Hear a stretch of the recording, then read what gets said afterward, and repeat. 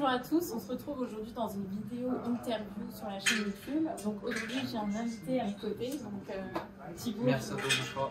Avec plaisir, merci à toi d'avoir accepté cette interview. On se voit à Tallinn, c'est trop bien, je peux dire que je t'accueille à Tallinn. Exactement, c'est gentil de ta part. Le paysage est magnifique derrière nous et nous sommes donc au Swiss Hotel. C'est très beau. On est tout en haut de Tallinn, c'est ça.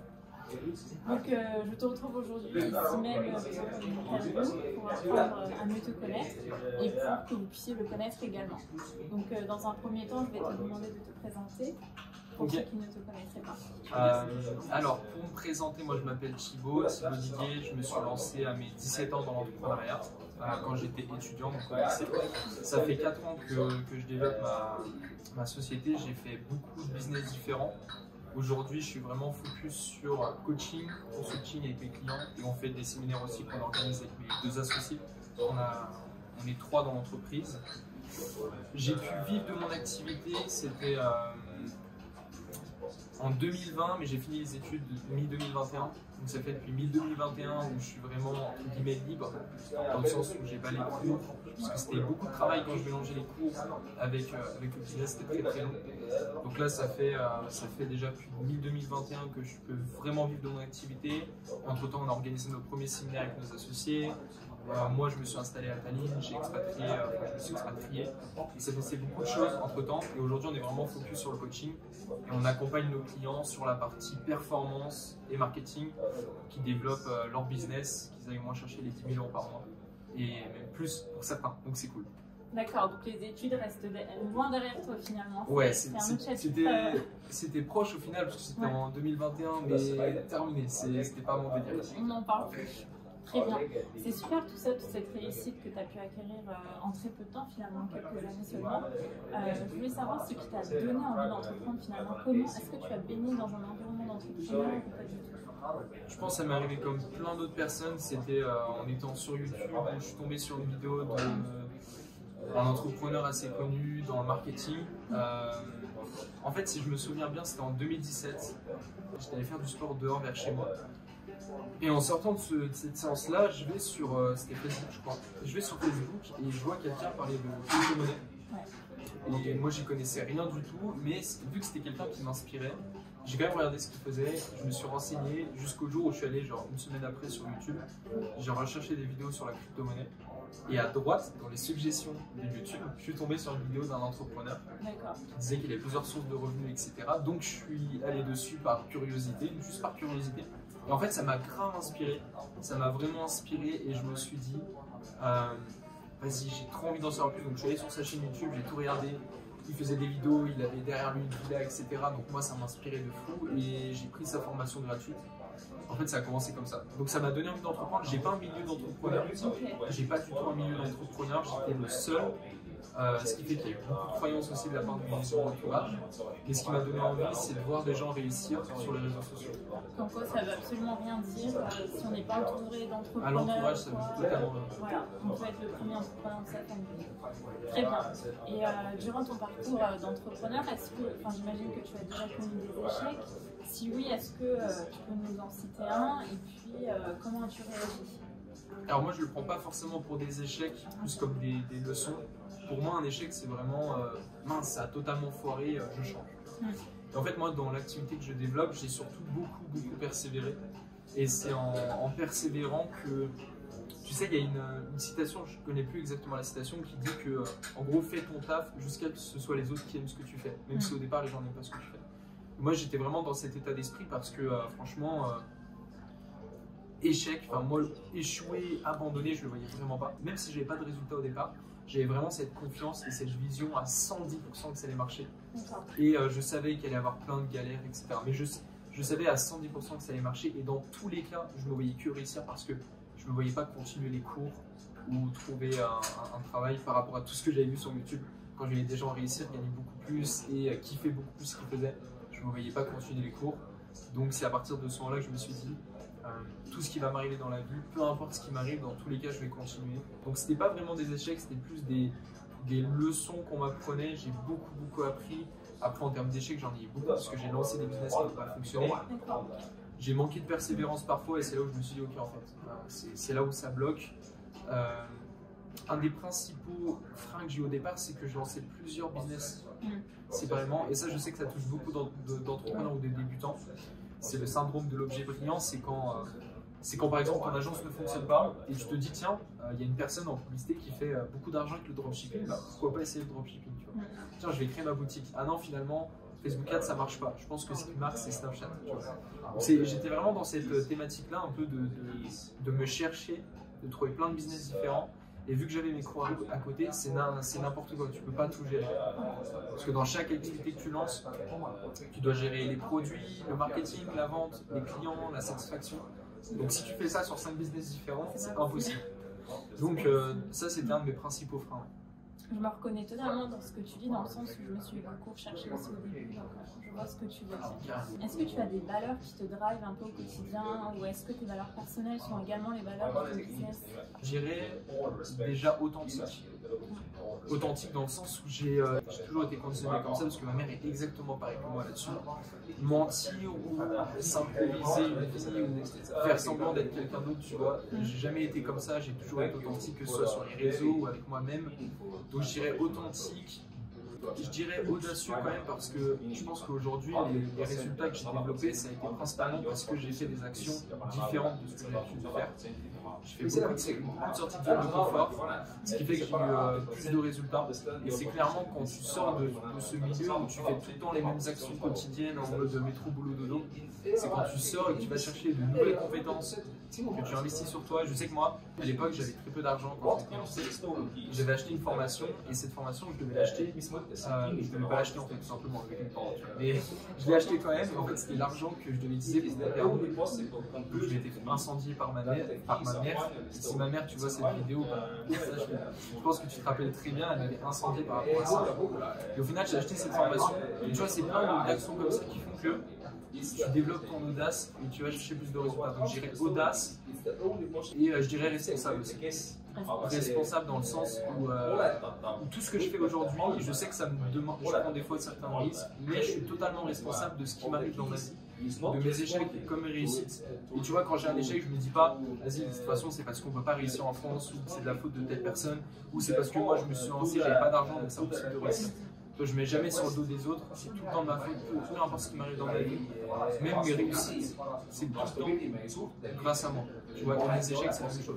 C'est tout le temps à cause de moi que j'ai fait cette erreur. Jamais de la faute des autres ou de l'État. Et concernant l'audace, ce que j'aime bien, c'est que finalement, quand la porte est fermée, ce que tu fais, c'est que tu rentres par la fenêtre, si je comprends bien. C'est ça. Est-ce que tu aurais un conseil pour les débutants ou alors leur dire de ne pas faire telle ou telle erreur qui se fait couramment? Moi, je dirais travailler votre vision à fond. Moi, je l'ai vu à travers les différentes personnes que j'ai accompagnées, même moi directement. Quand je monte entre guillemets des échelons, quand je progresse, à chaque fois c'est parce que j'ai la vision de quelqu'un qui a déjà progressé. Typiquement, si voilà, j'ai une société que je veux lancer, je fais 0 euros, voilà, je suis à mes tout débuts, j'ai envie de passer la fameuse barre de 10 000 euros par mois, parce que c'est on appelle ça nos clients sur cette thématique-là. Si je veux faire 10 000 euros par mois, je dois agir et surtout penser comme une personne qui fait déjà 10 000 euros par mois. C'est-à-dire que si je veux faire 10 000 euros par mois, je vais dire le mot, je dois avoir les couilles d'investir en moi, de travailler, d'investir quand j'ai très peu d'argent, de écouter mon entourage, d'investir dans mon environnement, d'aller dans des coworking, d'aller rencontrer du monde, etc. Donc tu vois, quand tu démarres, le plus important, bien évidemment, il y a plein de conseils, par exemple, rester uniquement focus sur un domaine, développer une seule offre. Il peut y avoir plein de conseils, mais vraiment ce qui fait la différence, c'est travailler votre vision et agissez et pensez comme une personne qui a les résultats que vous voulez. Est-ce que, posez-vous la question, tu veux faire 10 000 euros par mois par exemple, qu'est-ce que penserait la personne qui fait déjà 10 000 euros par mois? Est-ce que pour elle, vendre une offre à 1 000 euros, c'est simple ou est-ce que c'est très difficile? Donc si tu veux faire 10 000 euros par mois et que tu vas vendre une offre et que tu as l'impression que c'est ultra compliqué et que tu n'as pas la légitimité pour le faire, forcément il y a quelque chose qui coince parce que la personne qui fait déjà 10 000 euros par mois, elle pense différemment. question de croyance, quoi, finalement. C'est une question de croyance. C'est augmenter vos standards et agissez comme une personne qui a les résultats que vous voulez avoir. Comment tu vas savoir finalement que tu auras atteint la réussite? Quelle est ta définition du succès pour toi? Ça, ouais, ça dépend de chaque personne. En fait, typiquement, dire à quelqu'un ouais, t'as réussi ou t'as du succès, ça n'a aucune valeur parce que ça veut tout et rien dire. Il y en a pour qui réussir, c'est juste avoir une activité qui lui suffit, d'avoir assez d'argent pour vivre, etc., pour nourrir sa famille. Et il y en a pour qui réussir, c'est faire son premier million, ou c'est passer devant 100 000 personnes, ou c'est d'avoir 1 million de followers sur Instagram. Ça dépend vraiment de la définition de réussite. En fait, il n'y a pas vraiment de définition précise, mais dans mon cas, je me dirais que si j'ai du succès ou si j'ai de la réussite, c'est que j'ai atteint ce que je prévoyais atteindre. J'ai atteint en gros ma vision. Finalement, l'objectif, il faut changer au fur et à mesure du temps, le palier que tu vas atteindre. C'est ça. Est-ce qu'il y a une chose que tu fais que les autres entrepreneurs ne font pas? Je dirais que c'est vraiment développer ce principe d'audace, d'aller beaucoup plus loin que ce que les gens disent. Et typiquement, il y a des éléments dans ma vie qui ont fait que j'ai beaucoup plus de résultats ou que j'ai explosé à certains niveaux. Et à chaque fois, c'était une augmentation de croyances. Tu vois, à chaque fois. Comment augmenter ses croyances? C'est simple. Typiquement, j'ai investi dans un accompagnement très très cher à l'époque pour moi, qui m'a permis d'avoir accès à quelqu'un qui m'a accompagné et qui avait des croyances beaucoup plus grandes que moi.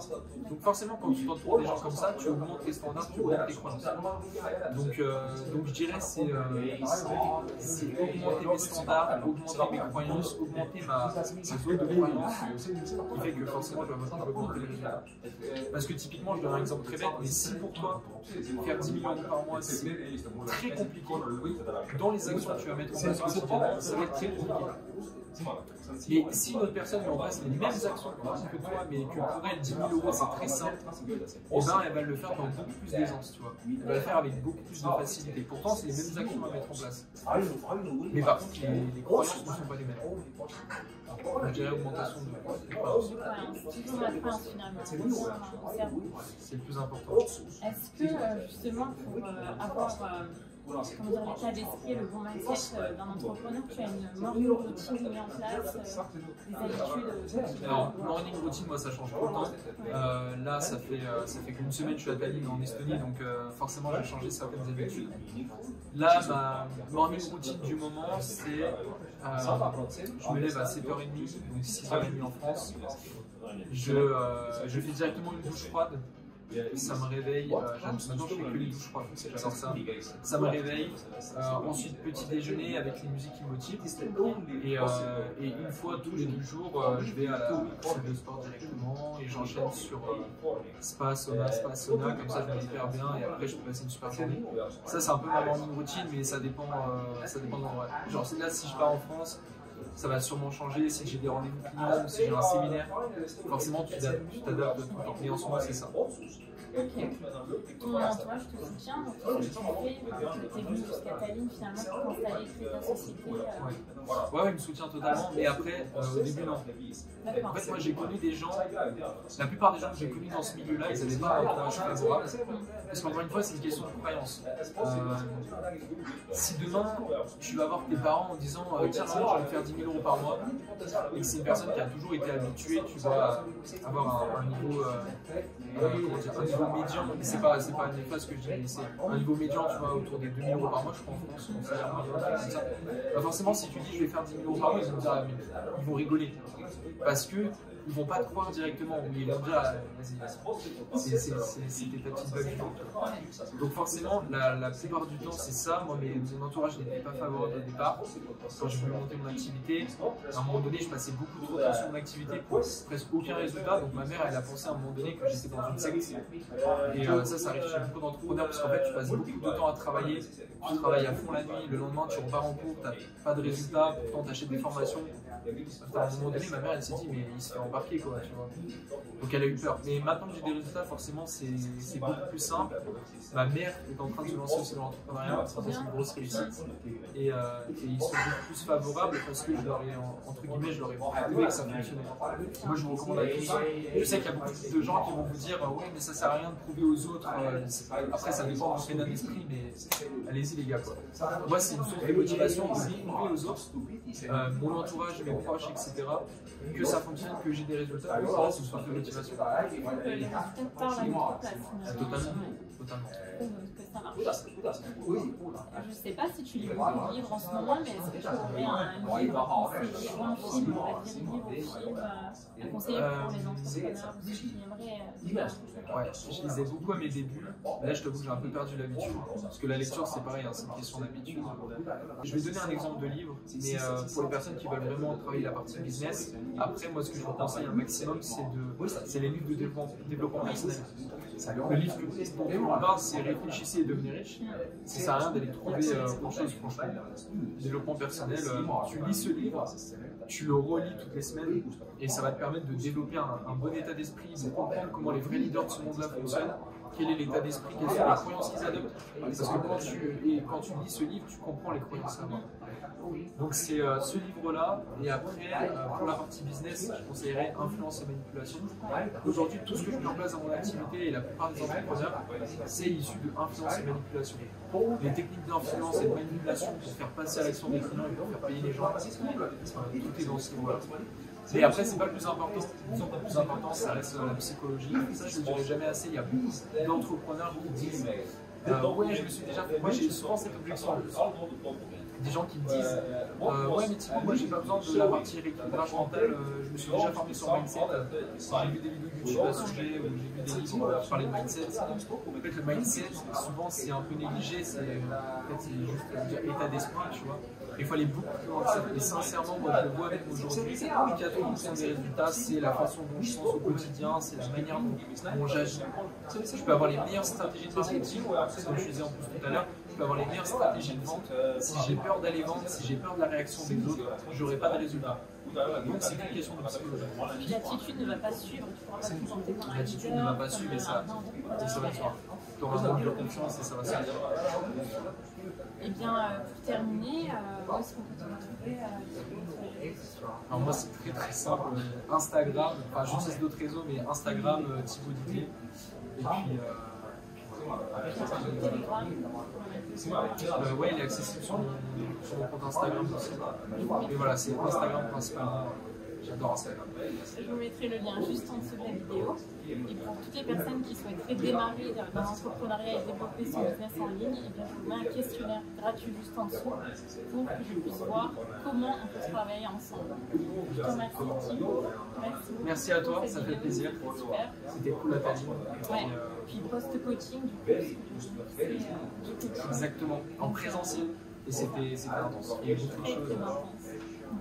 Donc c'est cool. Merci pour tout. Ciao tout le monde.